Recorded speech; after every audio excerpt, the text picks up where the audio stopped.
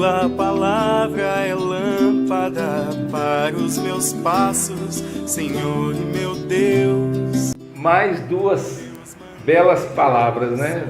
Mais belas leituras. E a gente está sendo surpreendido com essas belas leituras, né?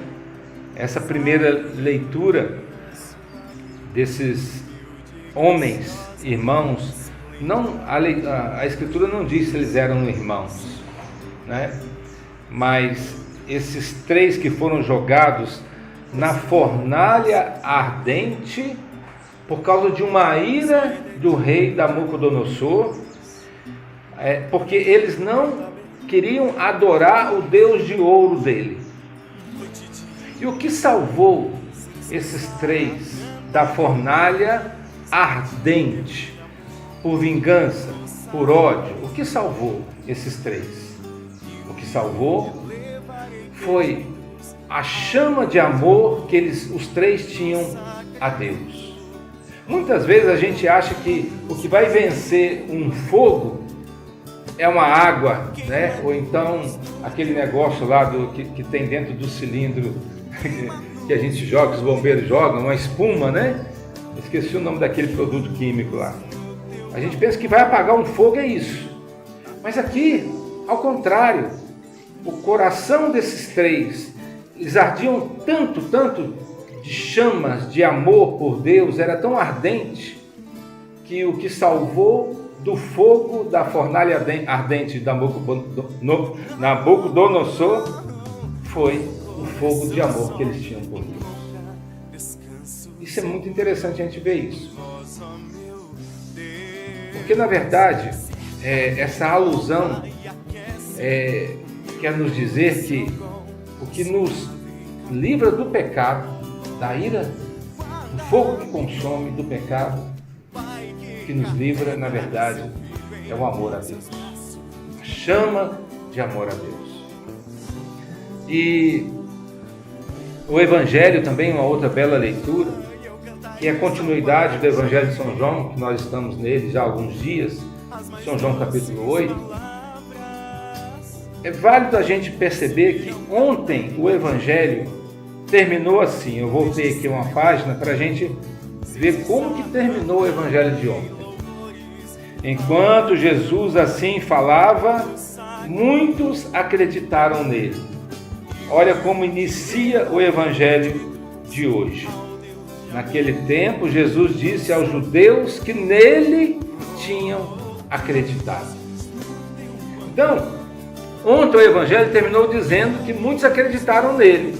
Hoje inicia dizendo que Jesus estava falando aos judeus que nele tinham acreditado. E o que Jesus estava dizendo para eles? Jesus dizia justamente isso. Se permanecerdes na minha palavra, vocês serão meus discípulos. Então o que está em jogo aqui? Vejam, ontem eles creram,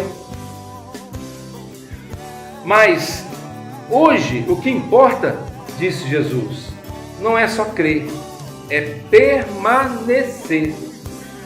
Veja essa chave de leitura, como é interessante a gente olhar para esse ângulo.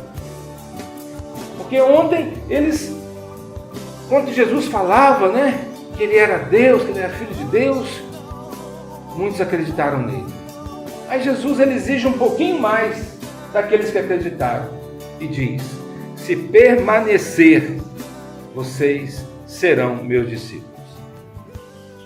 Sim, gente, porque o que conta, o que deve contar para nós, o que deve valer, né, não é um dia ter acreditado. O que vai valer no final das contas não é um dia ter acreditado. Até mesmo porque para se ter a vida eterna, para alcançar a salvação, para ser salvo, não é um dia ter acreditado, porque na última hora a gente pode negar a Deus. Olha, isso pode ser um engano e uma acomodação que a gente pode trazer dentro de nós, muito perigoso. Uma coisa muito perigosa. Então, o que vale não é crer, Eu quero até fazer valer aqui da palavra de Deus de Marcos capítulo 16, que fala assim: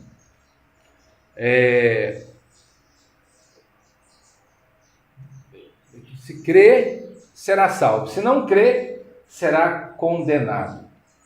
Marcos vai dizer o quê? Ele vai dizer se crer. Ele fala no presente. São Marcos não disse assim: se vocês acreditaram, será salvo. Se vocês não acreditaram, serão condenados. Ele fala no passado? Não, ele fala no presente. Então, o que vale é acreditar e permanecer. Porque nós, sabendo da nossa humanidade, sabendo da nossa tendência ao pecado, na última hora a gente pode dar para trás, pode negar. Então, por isso que Jesus chama a atenção daqueles que começaram ontem a acreditar. Bom, sejam bem-vindos, vocês acreditaram naquilo que eu disse ontem, né? Mas Jesus, aqui, num tempo cronológico, ele não estava ontem igual nós, não, né? Ele está continuando somente a sua fala.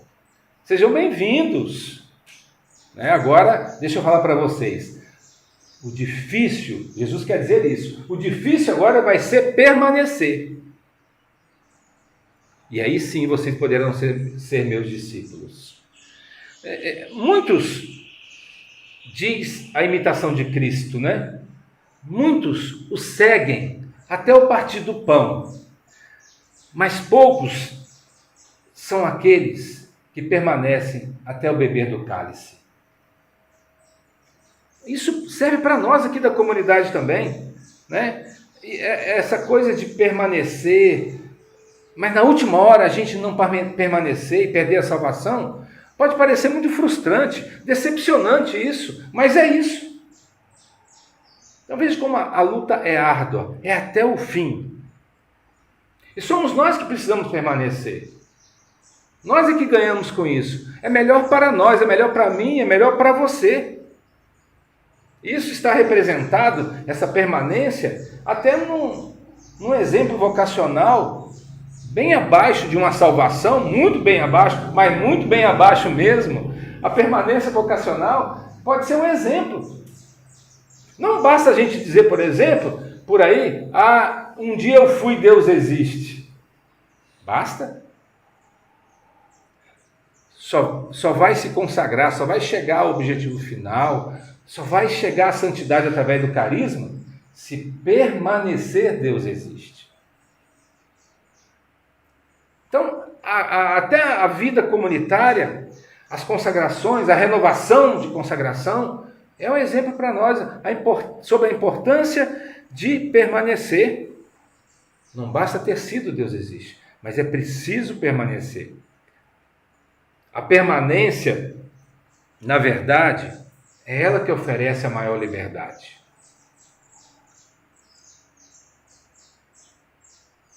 Conhecereis a verdade, diz aqui a palavra de Deus, e a verdade vos libertará. E hoje, uma das maiores ironias que a gente tem descoberto por aí, ouvido por aí, são pessoas que estão cada vez mais escravas, mas elas pensam que estão livres. Não é assim que está acontecendo com a humanidade? A humanidade é cada vez mais escrava e aí pensa que está livre. Quanto mais escravas, mais acham que estão vivendo a liberdade. Olha só, elas gritam por aí: eu sou livre, meu corpo, minhas regras, estou livre afetivamente, sexualmente. A gente nunca viu alguém gritando assim, por exemplo, eu sou escravo da castidade. Já ouviu alguém gritando? A não ser no nosso meio, assim, que as pessoas misticamente encontram essa alegria. Não, eu estou dizendo ao contrário. As pessoas, elas gritam lá fora que são escravas da castidade, porque elas querem encontrar uma liberdade sexual. a gente vai encontrar que nós somos livres, né? Vai ouvir um grito de liberdade na castidade aqui dentro. Mas lá fora elas não gritam isso. Né? Eu sou escravo, por exemplo, da obediência. A gente só ouve isso aqui. Eu sou escravo da pobreza, só ouve aqui. Então, a gente percebe que essas coisas de liberdade, que traz felicidade, é algo algo não, né? É algo totalmente demoníaco. Aquela velha história lá do Jardim do Éden, é aquele objeto do pecado, é a maçã. E que a gente cai na mesmice do pecado sempre. O ser humano sempre vai cair nessa mesma artimanha do demônio. Você vai ser feliz. Isso a gente está vendo por aí, as pessoas em busca da felicidade. As pessoas desistem de uma vocação em busca da felicidade. Desistem de uma consagração em busca da felicidade. Mas continuam o quê? Tristes. Continuam escravas. Não são felizes. Então é por isso que nós somos escravos. Por quê? Porque nós caímos nas mentiras de Satanás. E hoje o Evangelho, ele nos chama a atenção para nos voltar à verdade. Qual que é a liberdade perfeita? A liberdade perfeita é quando se encontra com a verdade. A verdade daquilo que nós estamos fazendo aqui na capela todos os dias. A verdade do contato com a palavra de Deus. Todos os dias. E vários momentos durante o dia. Não só agora na celebração. Aquela liberdade com um contato com a verdade da reta intenção, de encontrar com a gente mesmo, do jeito que a gente é, e trabalhar isso. Tudo isso são verdades que nos trazem liberdades e felicidades. E que o mundo ainda não conhece. Por isso nós temos que gritar para o mundo o que é verdadeira felicidade. Né? Nós que temos aqui uma proposta comunitária de experiência com a palavra de Deus, com a verdade, que é a leitura de São Mateus, da carta aos Efésios, Tessalonicenses, né?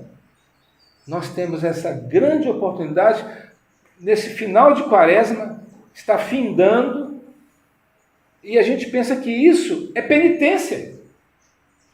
Algumas pessoas da comunidade estão dando nome para isso de penitência, sendo que ler a Sagrada Escritura é o quê? É uma experiência com a verdade e, consequentemente, com a liberdade.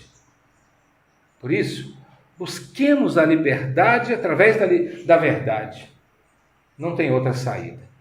Isso o Senhor nos revelou hoje através da sua palavra e também através da primeira leitura, onde os irmãos, ou os 3 homens ali na fornalha, venceram o fogo do pecado, né? Da ira do demônio, da ira daqueles que idolatram o mundo, queriam matar o seu corpo e a sua alma. Eles venceram como? Com um fogo ardente do amor a Deus. Me faz lembrar aquela música, né? Só tua voz me acalma, só o teu amor me sacia. Doce chama ardente, né? Nossa, doce chama ardente. Essa doce chama ardente que me acalma, que me sacia e que me faz encontrar a verdade. Louvado seja nosso Senhor Jesus Cristo, para sempre seja louvado. Vamos então receber Jesus, verdade e